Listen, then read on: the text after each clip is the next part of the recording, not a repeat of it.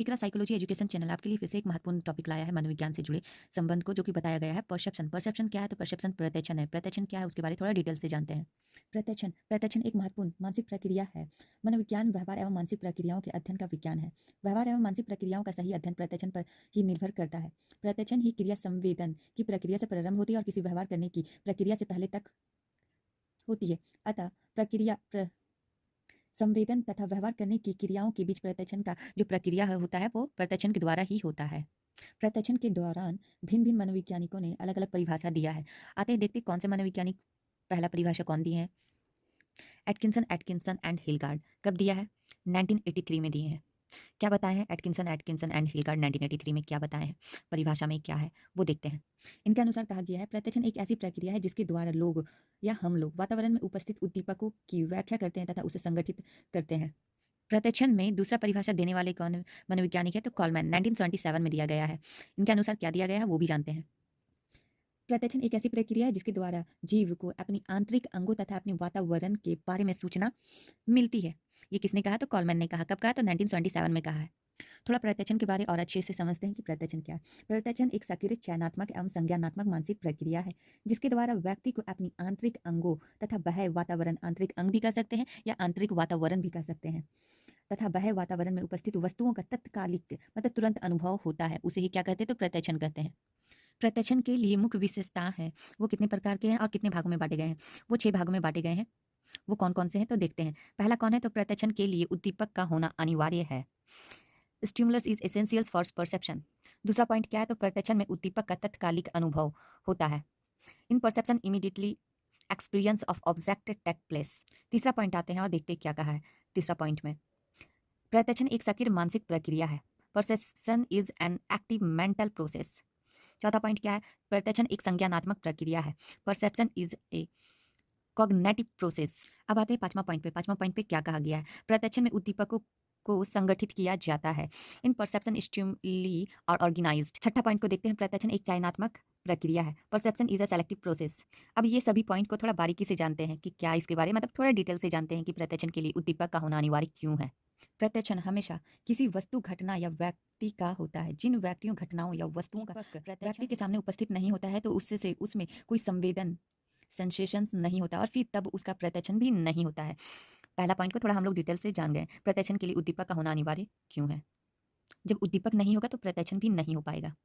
तो पहला पॉइंट में उद्दीपक का होना अनिवार्य है। उद्दीपक एक सबसे बड़ा मुद्दा होता है, प्रत्यक्षण में अहम रोल निभाता है। आते हैं दूसरे पॉइंट पे। प्रत्यक्षण में उद्दीपक का तत्कालिक अनुभव होता है। तत्कालिक का मतलब तुरंत होता है, तुरंत होना, ना कि उस उद्दीपक के बारे में कुछ देर तक सोचने के बाद। एक एग्जांपल ले लेते हैं। यदि कोई व्यक्ति कमरे में बैठकर पढ़ रहा है, इतने में यदि उसका भाई उस कमरे में प्रवेश करता है तो भाई के भीतर प्रवेश करते ही उसका प्रत्यक्षण होता है कि कोई ना कोई व्यक्ति कुछ देर सोचता है और तब यह बोलता है कि भाई का उसे प्रत्यक्षण होता है, क्योंकि उसे पता चल जाता है कि उस कमरे में उसका भाई आया है। अगर वहां पर कोई उद्दीपक ही नहीं होगा तो ये तो नहीं पता चलेगा ना कि कौन आया है कौन नहीं आया है। तो इसमें भी तुरंत ही ज्ञात होता है कि हाँ, कि कोई मेरे रूम में आया है, प्रवेश किया है। तीसरा पॉइंट लेते हैं। तीसरा पॉइंट क्या है? प्रत्यक्षण एक सक्रिय मानसिक प्रक्रिया है। तीसरा पॉइंट को बताते हैं। किसी उद्दीपक का प्रत्यक्षण करते समय व्यक्ति का मानसिक मानसिक काफी सक्रिय होता है। वस्तु या घटना की व्याख्या पूर्व अनुभूतियों के संदर्भ में करता है। एक उदाहरण ले लेते हैं ना। आम को देखकर मात्र आम का ही प्रत्यक्षण नहीं होता, बल्कि इसका विशेष गुण खट्टा है या मीठा है का भी हम प्रत्यक्षण करते हैं। हम आम देखते ही यह भी कहते हैं कि यह आम खट्टा होगा या मीठा। तो ये तीसरा पॉइंट जो है, जो कि प्रत्यक्षण एक सक्रिय मानसिक प्रक्रिया है, तो इसे भी मैंने समझा दिए कि ये क्या है, इसके बारे क्या बताया गया है, कैसे ये सक्रिय है, किस रूप में है। अब आते हैं चौथा पॉइंट पे। प्रत्यक्षण एक संज्ञानात्मक प्रक्रिया है। क्यों है वो देखते हैं। वैसी प्रक्रिया से होता है जिसके द्वारा हमें उद्दीपकों के बारे में ज्ञान प्राप्त होता है।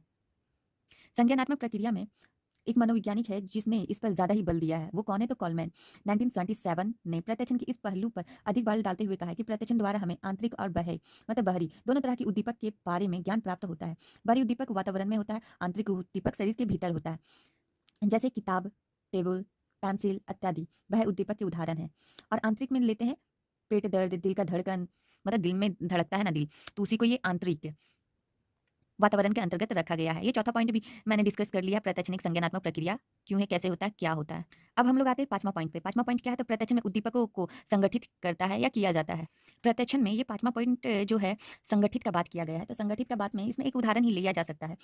जैसे कि सपोज़ मान लेते हैं कि अगर कोई व्यक्ति जिसका दुर्घटना में या किसी बीमारी के दौरान उसका हाथ या पैर को काट दिया जाता है, तो यदि हमारे सामने उपस्थित होता है तो उसे हम पूर्ण रूप से परसेप्शन करते हैं, प्रत्यक्षण करते हैं। ये नहीं कि उसका हाथ नहीं है तो उसको हम नहीं इकट्ठे एक आदमी को खड़ा कर देते हैं, उसके पास या एक कान कटा हुआ है या फिर एक उँगली कटा हुआ है या हाथ कटा हुआ है, तो हम लोग उसे आदमी ही कहते हैं, एक मनुष्य ही के रूप में उसे हम लोग देखते हैं, संगठित करते हैं, उसे हम लोग क्या करते हैं, तो प्रत्यक्षण करते हैं। तो प्रत्यक्षण का एक अहम रोल यह भी होता है कि हम लोग उद्दीपक को बाँट-बाँट कर नहीं देखते हैं, बल्कि संपूर्ण रूप से उसे हम संगठित करके देखते हैं।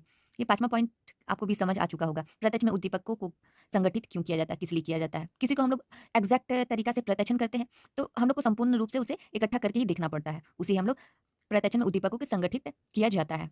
ये 5वां पॉइंट। छठा पॉइंट पे आते हैं, प्रत्यक्षण एक चयनात्मक प्रक्रिया भी है। प्रत्यक्षण करते समय हम लोग कुछ चीज़ों पर बहुत ही ज़्यादा ध्यान देते हैं। जैसे कि मान लेते हैं, एक एग्ज़ाम्पल इसमें भी लेते हैं आपके सामने। ऐसा तो नहीं है कि हम लोग बाज़ार नहीं जाते हैं या मार्केट नहीं जाते हैं या फिर हमें कुछ ज़रूरत नहीं होती है। तो जी, हम लोग जब प्रत्यक्षण करते हैं, यहाँ पे कह रहा है सेलेक्टिव प्रोसेस, तो हम लोग कुछ मुद्दा ऐसा होता है जो कि हम लोग चलते दौरान बहुत सारे बैनर होते हैं, बहुत सारे साइन बोर्ड होते हैं, जो दुकान के ऊपर हम लोग लगाते हैं या लगा हुआ दिखता है।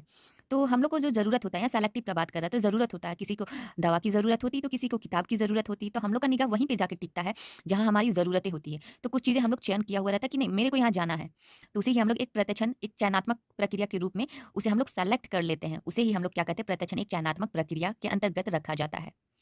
इसी तरह से मैं मनोविज्ञान के एक महत्वपूर्ण टॉपिक को लाई थी, जो कि था परसेप्शन, प्रत्यक्षण का। आज 6 पॉइंट बताया, जो कि बहुत बारीक रूप से मैंने आपको बताया है। मैं आशा करती हूँ कि ये पॉइंट को आपको समझ में आ गया होगा, और डेली डेली थिंकिंग पढ़ाने से आप लोग भी बोर हो जाते हैं, इसलिए मैंने सोचा कुछ नया लाएँ मनोविज्ञान से जुड़े महत्वपूर्ण जानकारियों को। देखने के लिए थैंक यू।